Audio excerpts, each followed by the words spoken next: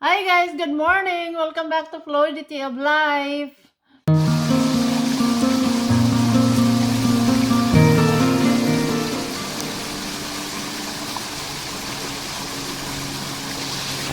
Anyway, I work weekends, Friday, Saturday, Sunday, and I don't have time to eat breakfast before I go work because I work from 5 in the morning till 5:30 in the afternoon, very early. So, what I bring for breakfast at work is just one hard-boiled egg. So, Thursday afternoon, nagluluto na ako ng hard-boiled egg. One each, one for Friday, one for Saturday, one for Sunday. So today, I'll show you how to prepare the eggs, how to cook and prepare the egg. So it's easy to peel the shell. May relation ba yun? Anyway, I'm just saying, if you need a lot of hard-boiled egg and you're peeling it by hand manually, sometimes it's a pain in the whatever, peeling them off. So, meron akong nakitang effective na pag-prepare ng egg to make your life easier. Halimbawa, maybe you're making deviled eggs for potluck, so you need to cook a lot of eggs for that, and peeling them is a lot of work if it's not properly done. Or you're making egg salad or any kind of dishes that needs a lot of hard-boiled egg. So I'll show you, without any further ado, I'll show you how.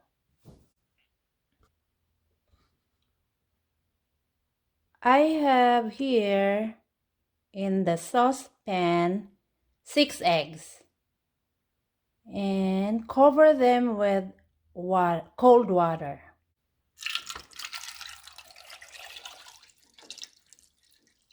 Just enough to cover the eggs.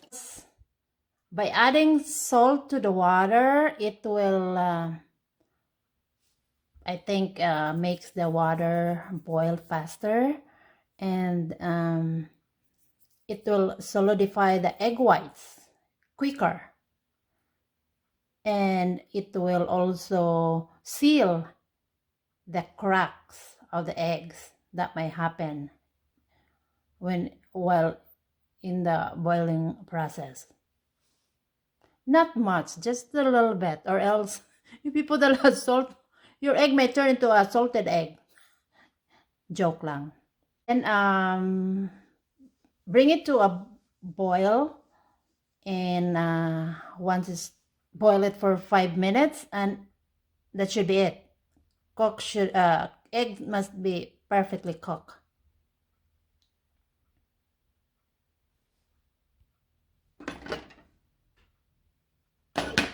Cover and let the cooking begin. It's boiling now.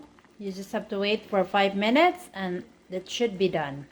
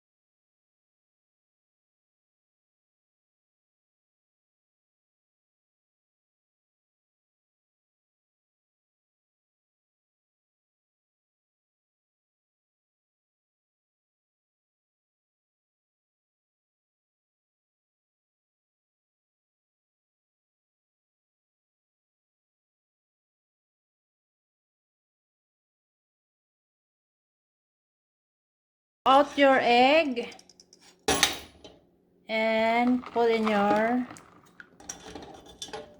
cold water, ice water I mean,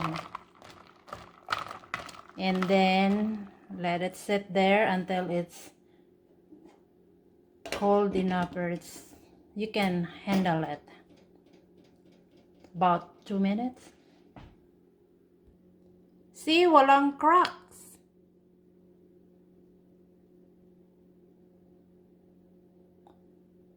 That salt water or adding salt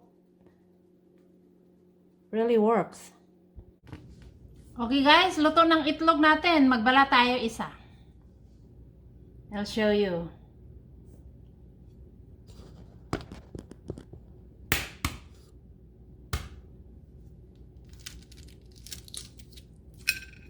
See? Ang bilis. It's easy. Look. See?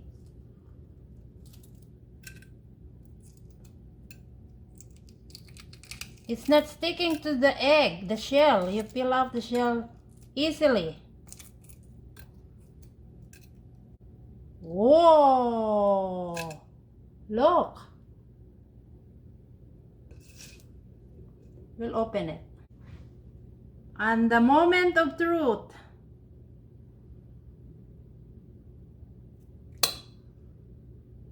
Perfect. Look at that. Perfect hard-boiled egg. That's it. Oops. That's it for today, guys. Cooking tip 101. Bye, fluidity of life. Don't forget to subscribe, like, and share.